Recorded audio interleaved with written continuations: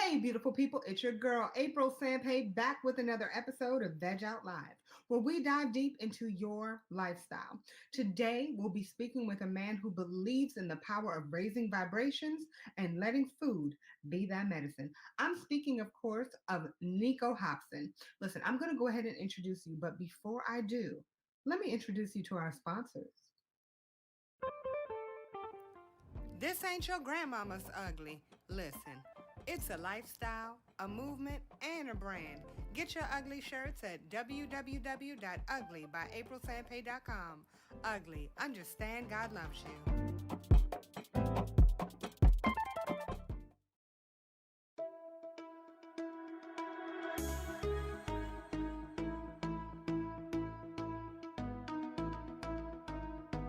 Time to turn it up. Time to turn it up. Time to turn it up. We are live right here on the GoGo Radio show right here on GoGo Radio Live, WinDC Radio, all wrapped up with GoGo.media. What's good? This Crank Lucas, the rap producer, and you locked into WinDC Radio, the #1 platform for independent artists and entrepreneurs. Live and direct from the shops at Iverson. It's just Paul representing. Shout out to my man Nico. You right here on WinDC.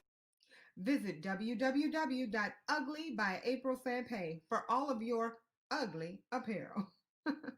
And don't forget, download the WinDC app for all updated information on independent artists and entrepreneurs in your community. Now, come on, let's go meet Nico.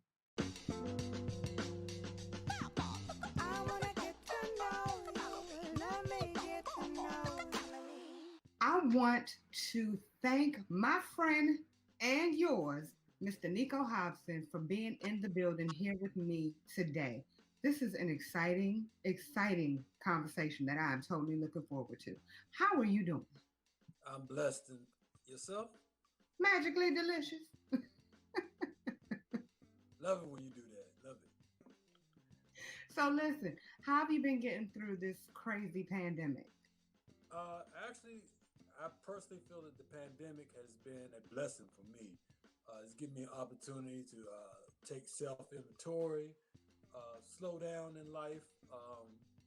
Life has been, in the business that I'm in, the media business, is so fast and it's always ongoing. And I just haven't had a chance to really settle down. My actual last vacation was in 1998. It was, it's been that long since I've actually taken a physical vacation and had time off to myself when I went off to Jamaica with a couple friends of mine. 1998. 19 before anything, that's just flat out unacceptable. January 1998. I'll never forget it. Had a great time. And the crazy thing about it was the reason why I went on vacation is because my doctor told me I had to, because I had actual hair clumps falling out of my head. And I went to the doctor and he was like, it's stress. You need a break. You need to take some time off. People don't realize how much stress really can harm you and just flat out kill a person. That's like the #1 killer, really. People say heart attack, stroke. No. All of that comes from stress. You've been in radio for as long as I've known you and much longer. So you own a company called, well, actually you own a few companies. We have GoGo Radio, we have WinDC, and we have GoGo Media? GoWin Media. Yeah. So okay. That was a compilation of both of the names. So GoGo Radio and WinDC Radio actually birthed GoWin Media, which is the parent company, kind of like how Radio 1 is with KYS and 102.3 and so on and so forth. So I actually started working with GoGo Radio. I was a partner, and it's been 10 years. This is my 10th anniversary. And I signed to be a co-owner of GoGo Radio in January on Martin Luther King's birthday, which was very significant to me. I wanted to use my experience that I had as a producer at WKYS, working with my main man, Craig Black. he had a show called the Old School GoGo Show that I came in on. I ended up being his producer. And so I went from producer to on-air personality, but I really enjoyed the producer aspect of it. So I told my partner, I said, well, why don't we bring, a live aspect to the station? He didn't understand what I meant. I said, well, look, GoGo is best known for, the live interaction. Like, you really don't understand GoGo unless you go to a GoGo. Here we go again. What? You can watch it all you want, on video or listen to it. It's nothing like being there. So my thought on it was like, it's nothing like hearing about the actual experience of what's going on at the Go-Go's, whether it be the events or just the culture itself, like from the voices and the faces of the industry itself. So the first few people I had to start the station was DJ Dirty Rico, who was doing the morning show, 32 and Billy the Kid. They was doing the afternoon show. I had Bounce Beat Radio with Nick Cannon and the Perp Hayes show that they was doing a late night show. So it was, it was very, very successful coming out the gate. We was doing up to 7.5 million hits a month to the website. Matter of fact, the site was crashing. So we couldn't even handle the traffic at one time. It was really, really, really crazy. But the whole thing was, I knew how to bring the personalities and bring all the people together, but I didn't really understand the whole business aspect of it yet. So, over the years, I have learned, and we've had many faces come in and out.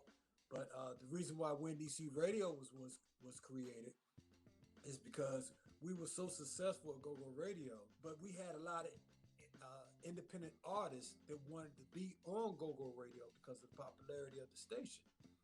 And I was like, nah. I didn't want to intermingle the two. I thought they should always be separated. Even though GoGo is an independent music genre, I thought independent artists should have their own platform. Thus, I created WinDC Radio. I want to talk about something completely different. We're going to change gears just a little bit.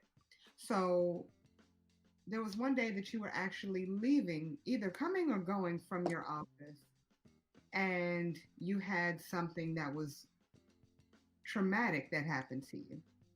Yeah. I want you to tell me what happened. Talk to me about that traumatic experience. Saturday afternoon, and the show just ended, and I actually had a conversation.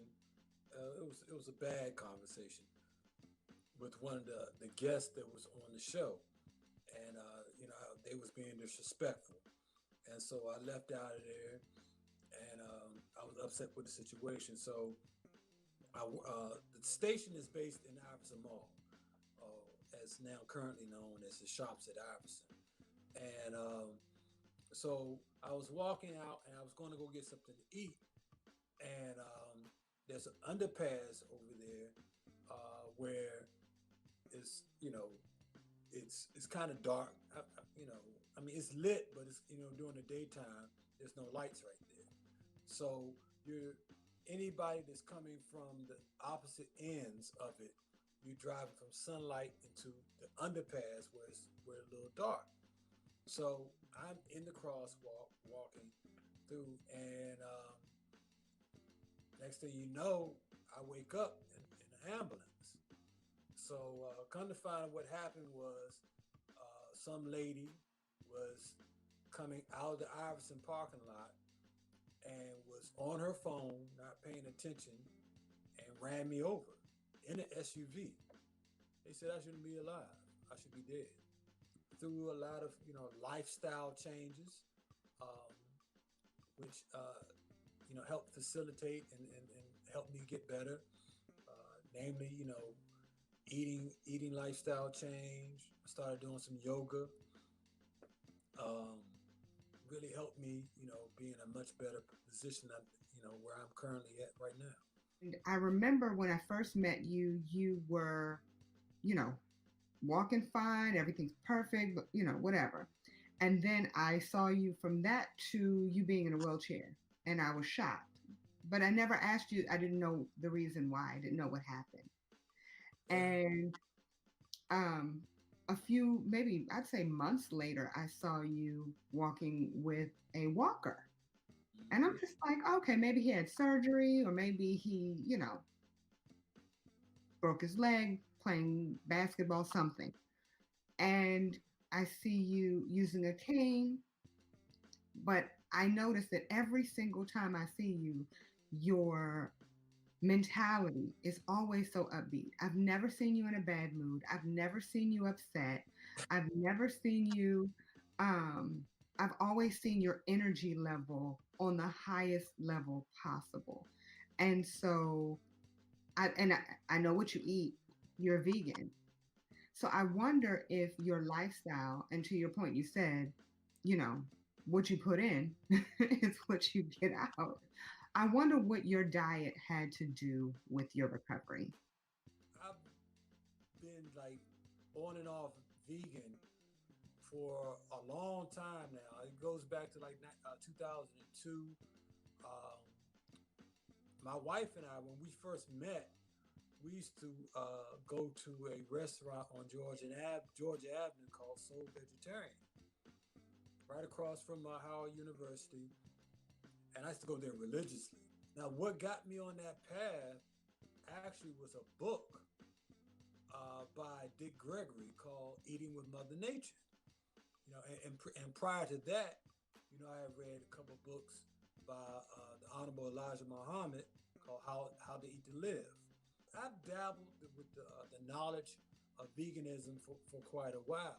The doctor told me, well, try not to eat a lot of meat, because by you laying around, the meat is going to settle in on your body and you have no way of burning it off. And so common sense came to me like, well, damn, if it's just, if that's the case, then I don't need to be eating meat at all. So when I started changing my diet back to, being a vegan again, this time I was more knowledgeable about what types of foods to put into my body. And then when the pandemic hit, I really got knowledgeable. I learned, that, hey, fresh is best. Simple as that. And eating fresh foods was actually the best route, instead of trying to eat all these so-called meat products, fake meat products, just trying to trick my body when your body doesn't need to be tricked. When it comes to like food deserts, when it comes to what people put in their bodies, what do you think that we can do to help people get on the same mindset that you're on? Actually, I mean, I think people make it way more difficult than what it actually is. One thing during the pandemic that I saw, and it was easy to see, is that the fresh fruits and vegetable aisle was always stocked. It was the other stuff that they was running out of. And that just tell you how blind our people are. It's, oh God, it's a pandemic because there's no meat stocked up. We can't get no chicken. We can't get no beef. But the fruits and vegetables was always there. Never had a problem with that. But what do you think that we can do to actually get more people to think the way that you do? Well, your platform is one of them. What you're doing right here is a great start. Essentially, what's crazy about it, a lot of people don't like to reconnect or well, think of it like this. When you're sick, what's the first thing you try to do? You try to start eating healthy, doing all the things you're supposed to be doing when you weren't sick. So if you're doing that okay, well, look, it's all about awareness. As far as the food deserts and all of that, that's going to take a lot of work within dealing with the community governments and whatnot. So that's those are the type of things that we got to do. Boots on the ground, so to speak. In dealing with our local governments. But being aware and teaching, like I said, using platforms such as yours, and getting the word out far as the simple things. Let's just think simple. We make things so much more complicated. A lot of it's just awareness. I'm sure when I talk to people about it, like they don't realize how many drugs there are in their food, that especially meat, that they're actually eating. Well, let's be real here. I know that everybody who started off as a meat eater and then transitioned to a non-meat eater had a lot of obstacles that they were faced with. Just because, everybody has the most fun, the most family-filled experiences around the table, right? And so your parents, your family, whatever, they're always trying to stop you from going vegan because it's not convenient for them. So what was your biggest obstacle that you were faced with when you did your transition? Well, first and foremost, it's crazy how parents don't want you to become vegan. Say, oh boy, you ain't gonna be healthy. But when you was a kid, they always tell you, eat your vegetables. Make sure you eat your vegetables. Now all of a sudden, I'm eating nothing but my vegetables. Oh boy, you're gonna get sick if you don't eat some meat. The hypocrisy of it all is one thing. Once again, the pandemic helped out a lot because I stopped eating out. Stop eating out. Stop putting my stomach in the hands of others. That's why I kind of transitioned myself away from cooked foods all the way together. Well, I did want to know about your desire to go raw, which to me is awesome, and I wish I could do it. But there you go. There you go. No. I already know that I'm not going there 100%. I love the taste of cooked food. I'm not saying that I can't. I know that I can. I'm saying right now that's not in my ministry. But I want to know why do you want to go raw, and what's your time frame? Well, my time frame is now. One thing I learned from people that I've been listening to and learning from is, first and foremost, in order to change your taste, you have to do a complete full body detox. Until you do that, you always going to have those desires for whether it be cooked foods, meats, whatever you are so-called addicted to. You always going to have those desires. You have to clean your body out. Because you got to remember, as long as you've been living, you've probably been eating a certain kind of way. So it's not going to happen overnight for you. It's a process. When I went through my first full body detox, I was already had cut out meats. So it wasn't so dramatic for me, because I'm using, shout out to my main man, Dr. Bobby Price. I do his detox. At the beginning of each season, we're currently in the fall equinox right now. I'm in the midst of a detox right now. I'm 1 week into a detox right now. You have to clean your body out, and then within that is a whole mental transition with that as well, a mental and a spiritual transition. Because you'll notice once you start cleaning yourself out, like not only you going through something physical, but then you start really, wanting to get in tune with nature and life, because it's not just a physical transformation. I mean, not to beat my own or pat myself on the back, but people tell me like now, like I look like I'm 20 years younger. Like I'm back to my military size. Well, like when I first got out of the military, get out of high school, I went into the military like a little bit less than a year later. And I'm back to that size again. One thing I like to add before we go is that I want everybody that's tuned in, watching this, I want everybody just to take a time out and really think about what you're putting into your body. The saying goes, you are what you eat, but you actually eat what you are, more so than anything else.